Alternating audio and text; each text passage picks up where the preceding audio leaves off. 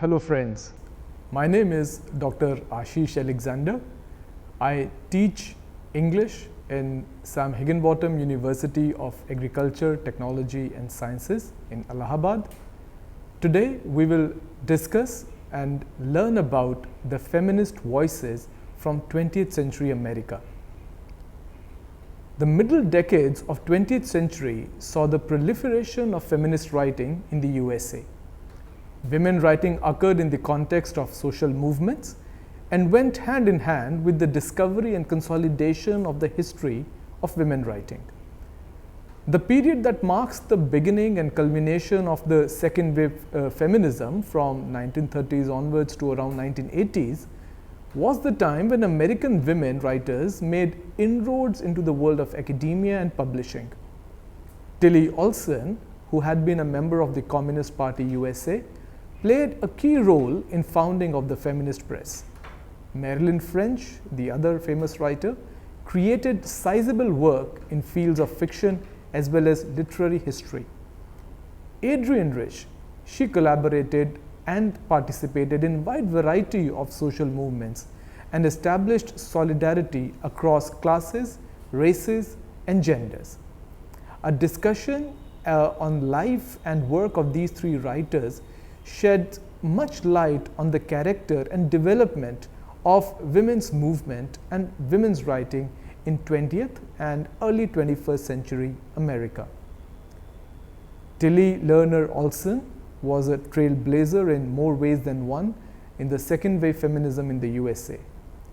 An activist, writer, and literary historian, Olson left a deep mark on the American feminist movement through her long life that spanned crucial years in modern American history, from the post-Depression years of 1930s to the first decades of the 21st century. Her parents, Samuel and Ida Lerner, were Russian Jewish immigrants who settled in Nebraska in 1908 to escape the Tsarist backlash after their participation in the 1905 rebellion. They were not formally married and were politically active socialists. Her father, a laborer, served for many years as secretary to Nebraska's Socialist Party. Ida Lerner, her mother, was unlettered who educated herself in her later life. Samuel and Ida had 6 children, of whom Tillie was the second. The family later moved from Nebraska to Omaha. An avid reader and an aspiring writer from her younger days, Olson was deeply influenced by a novel she read serialized in the papers of the Atlantic Monthly magazine in an Omaha junk shop. Life in the Iron Mills, that was the name of the novel. It resonated greatly with her as it taught her that lives of ordinary working class people could become great literature and filled her with a sense of confidence about her own future as a writer. However, Olson did not know who the writer of this novel was, as the magazine did not publish the names of the contributors. It was years later that Olson found out that the writer of the novel that much impressed her with its realism was written by a woman called Rebecca Harding Davis. In 1972, Olson played a critical role in republishing of this novel, which is now considered a classic, by the feminist press. Politically aware and active, Olson left high school to help her family. In 1931, she married Abraham Jevons Goldfarb, a fellow communist. She got increasingly involved in labor politics of her time and was soon jailed for helping to organize packing house workers in Kansas City. Olson, who was barely 18 at that time, had already been writing skits and musicals as member of the Young Communist League. Her experience of being imprisoned not only catapulted her to a wider public notice, but also gave her material and perspective to begin her first novel, Unundio, from the 30s. She began writing this novel in 1931, a segment of which was published in Partisan Review in 1934 as a short story, The Iron Throat. On the basis of this, she was offered a contract to write a chapter every week and eventually publish it as a novel. She, however, could not finish it, as she was not only too involved in political struggles of her time, but had also been sick with pleurisy or incipient tuberculosis. Her husband Goldfarb took her to Minnesota, where she did write a few more chapters of the novel, but could not complete it. Her first daughter, Carla, which was named after Karl Marx, was born in 1932. Activism, sickness, and pregnancy all played a part in restricting her literary career. The novel was eventually published about 4 decades later in 1974. In 1936, Tillie Olson went to live with Jack Olson, a longshoreman in California. Abby Goldfarb, her husband, died in 1937, and Tillie formally married Jack in 1944 and had 3 daughters with him. For more than a decade and a half, Olson did not publish anything. This has been referred to as a period of distraction for Tillie Olson. But it was also a period of wide observation and deep reflection. It was in her 40s that Olson returned to writing and publishing. With the help of a Stanford University creative writing workshop, a fellowship, and a foreign grant in literature, she published her first and only book of short stories, Tell Me a Riddle, a collection of 3 stories and a novella. It established her as a major feminist writer of her generation. The first story, I Stand Here Ironing, had begun in 1953 under the title Help Her to Believe, and remains her best known work. The title story of Tell Me a Riddle received the O. Henry Award for the Best American Short Story of 1961. She then received fellowship from Radcliffe Institute for Independent Study, as well as grants from the National Endowment for the Arts and a Guggenheim Fellowship.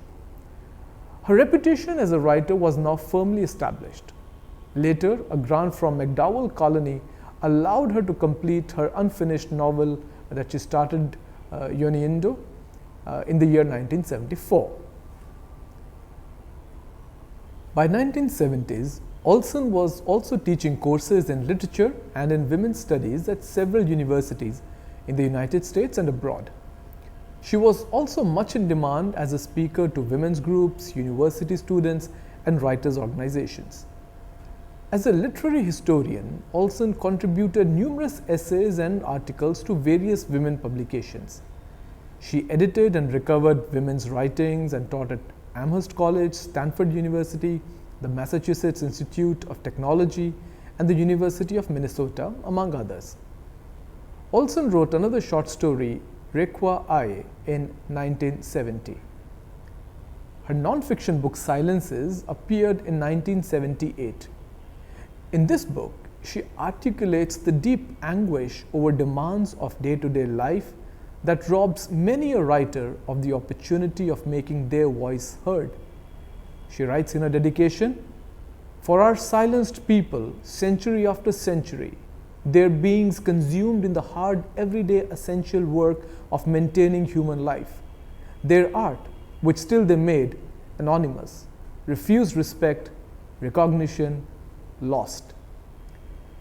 In 1979, she was awarded an honorary doctorate from the University of Nebraska.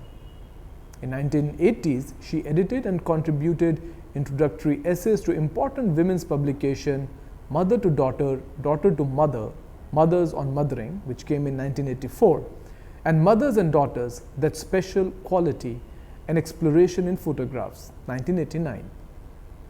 Tillie Olson died on 1st January 2007 in California. Olson's writings give a perspicuous account of limitations within which women, and especially women writers, find themselves in the early 20th century. She underlines the fact that industrialization hasn't helped women who are still tied to their traditional roles subservient to men.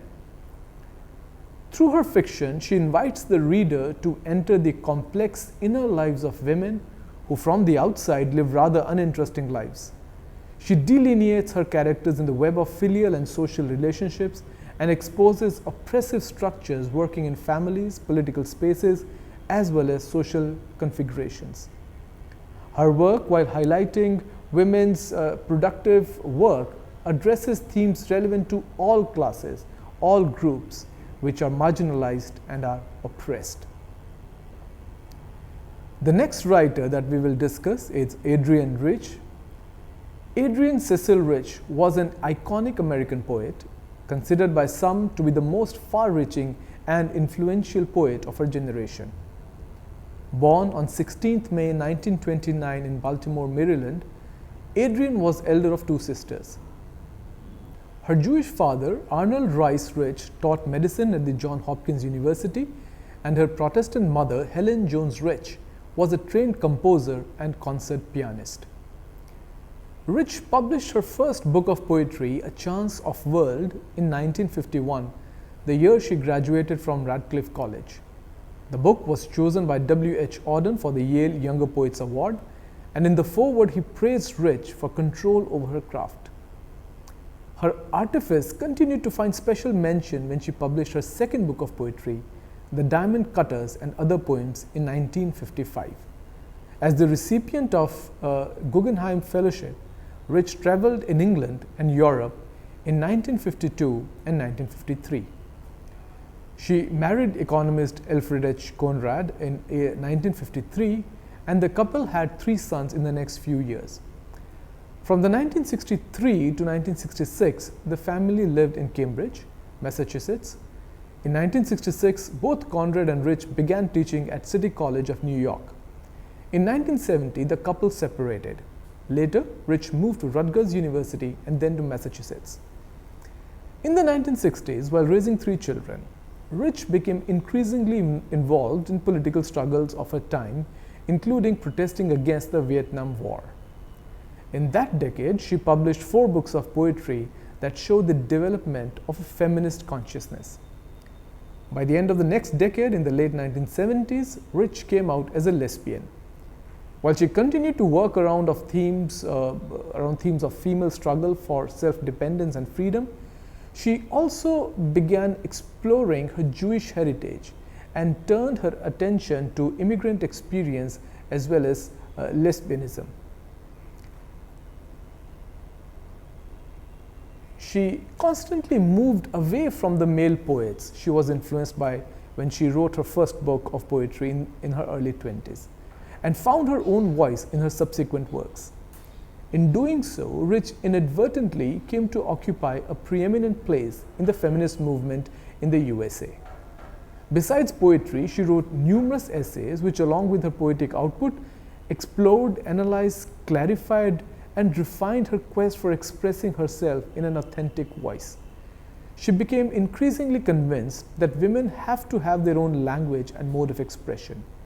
She sought to develop a voice not of herself, but a common language for women. As mentioned before, Rich's first 2 volumes of poetry were admired for their artistic subtlety. However, her later works make a significant departure from merely aesthetic concerns to give more and more space to women's lives, the actual lives. In her next 2 books, Snapshots of a Daughter-in-Law, 1963, and Necessities of Life, which came in 1966, Rich turned her attention to more personal experience of women, especially their role, position, and confinement within patriarchal structures found in the institution of family. The woman's quest for identity, a perennial concern of feminist art and theory, becomes a major focus for her in many of her poems, where she microscopically surveys the suppression within the domestic sphere. In one of her poems, she writes, "Banging the coffee pot into the sink, she hears the angels chiding and looks out past the raked gardens to the sloppy sky. Only a week since they said, 'Have no patience.' The next time it was, 'Be insatiable.' Then, 'Save yourself, others you cannot save.' Sometimes she let the tap stream scald her arm, a match burn to her thumbnail. Rich also began to experiment technically as she makes cross-cultural connections with poets beyond Anglo-American boundaries. For instance, in her next book, Leaflets, which came in 1969, she works through the ghazal form and seeks to bring in new perspectives from outside and express solidarity with the other. In the Will to Change Her, in 1971, she draws upon her classroom experience with disadvantaged students she came across while teaching in New York in the mid-1960s. Her next book, Driving into the Wreck, which came in 1973, brought her the National Book Award in 1974. This book marks her quest for female heroes. Another theme is that women must connect themselves with the larger social and political struggles. Most of the poems are in the form of a dialogue, urging women to support one another as they undertake the perilous journey towards remaking of the world. She celebrates the sisterhood of women in her next book, Poems Selected and New, 1950-1974. Her 21 love poems and the dream of common language deals with questions of love, power, and sex from a female perspective, bringing into focus lesbianism as well as celebrating empowered women's experience as scientists, artists, mountain climbers. In her other poems, she also underlines the quotidian work that women do, which, although unnoticed, contributes in the making of the world. It is with combination or combining the routine with the creative and search for self and seeking solidarity with the other struggling masses that the woman in Rich's work moves towards achieving a selfhood. For Rich, however, selfhood was not a private estate, but an open park that signifies an openness towards other suppressed and marginalized people, whether on the basis of sex, race, or nationality. For her, social and political was, or shall we say, the personal and the political was intertwined, and she remained sympathetic to all forms of struggles. Reviewing her later poems, published posthumously in 2013, a critic has said that Rich bears an almost disabling pity for the wounded, the downtrodden, the oppressed, and the abused. Primarily a poet, Rich has also produced a considerable body of prose. Her essays have been particularly influential in developing feminist perspective and engagement with the larger politics of the world. Of Woman Born, Motherhood as Experience and Institution, which came in 1976, takes a close look at the meaning of being a mother and bearing children in the Western culture. She relies not only on her experience, but with much erudition, draws upon mythology, sociology, economics, the history of medicine, and literature to develop her analysis. In another volume on Lies, Secrets, and Silences, Selected Prose, Rich engages with other women writers like Anne Bradstreet, Anne Sexton, Charlotte Bronte, and Emily Dickinson. These essays document her evolution as a poet, as one critic has said, through the phases of self-analysis, individual assertion, and accomplishment, rejection of patriarchal values, feminist activism, and finally to the building of woman-centered community. Her other prose works include Blood, Bread, and Poetry, and what is found there. For several years, Rich also co-edited with Michelle Cliff the lesbian feminist journal Sinister Wisdom. We come to the third writer, Marilyn French. American novelist and critic, Marilyn French was a self-confessed angry writer who lived and rode through perhaps the most turbulent times witnessed by American feminist movement in the 1970s and 1980s. All men are rapists, and that's all they are, is the oft-quoted controversial statement by French, which in effect articulates the despair of women seeking independent standing in a patriarchal society, a society that has become increasingly violent and murderous towards its women. The 1970s and the 80s was a period of some stellar developments in feminist movement and scholarship, but as critic Ellen Showalter says, it also saw unprecedented violence against women. It is in this context that one must look at the work and anguish of writers like Marilyn French. French was born on 21st November 1929 in New York City to E. Charles and Isabel Edwards. Her family was of Polish descent with no considerable means. French, however, was a brilliant student who won scholarships and went to do her BA from Hofstra College. While still a student, she married Robert M. French, a lawyer, in 1950. She had 2 children from that marriage. French graduated in 1951. After completing her BA, French did odd jobs raising her family and supporting her husband, who was an aspiring writer himself. She came across Simone de Beauvoir's The Second Sex in 1956. The book by the mercurial French feminist made a deep impact on her. The book resonated with her own life. A person with no less claim to the life of scholarship than her husband was reduced to being a mere support to her family and husband. She knew firsthand the cultural expectations and societal mores that forced women writers to sacrifice their aspirations towards a literary career.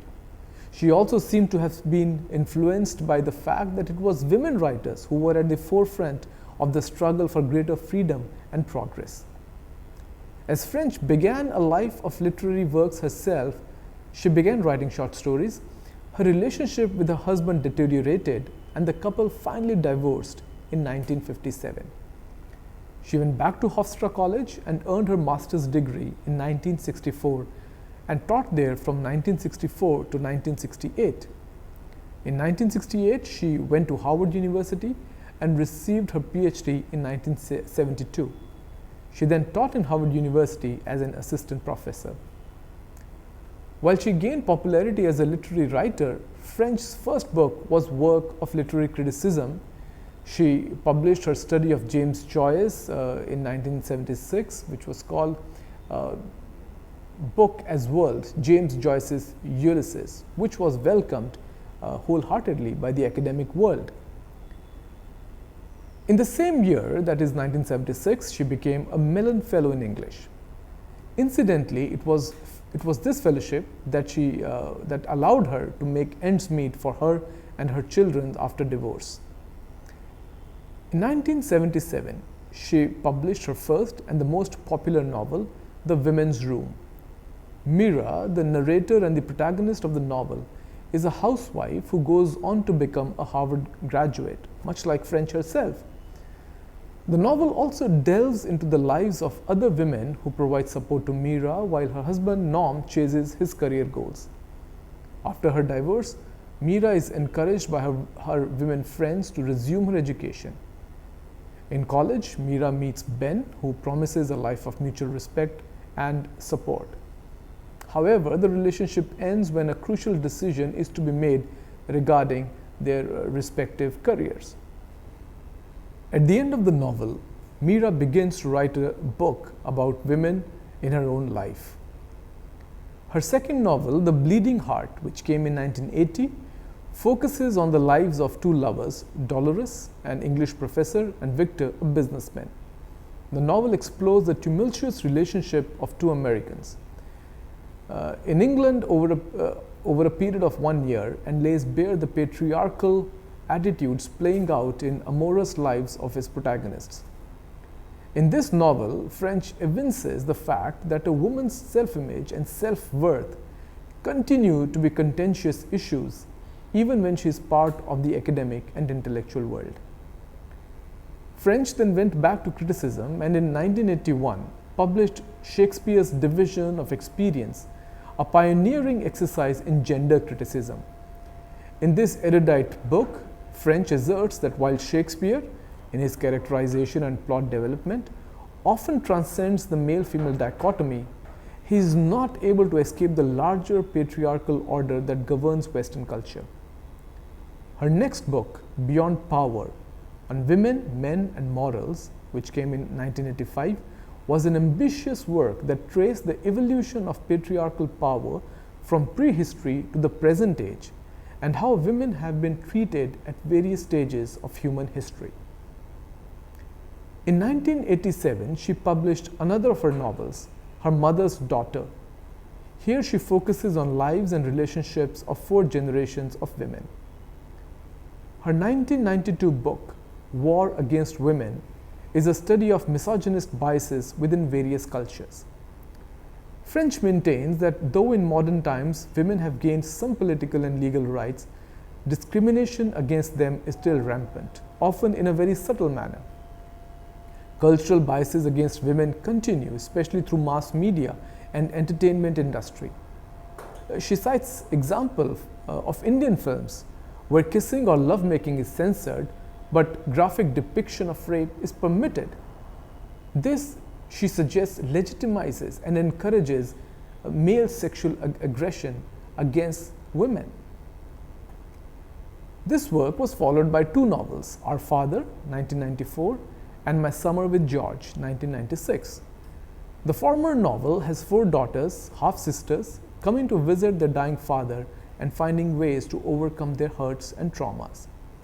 The latter novel tells the story of a complex relationship between an aging novelist, Elsa Schutz, and her editor, George Johnson. In 1998, she published Season in Hell, a memoir.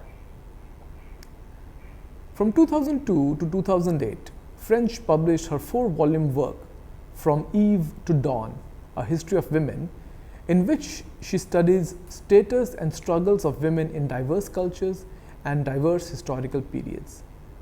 India, China, Arabia, and Africa, and these civilizations figure prominently in this study. In the Name of Friendship, which came in 2006, and The Love of Children, which came in 2009, were her last 2 novels. French died of heart failure on 2nd May 2009 at a hospital in New York. Thank you.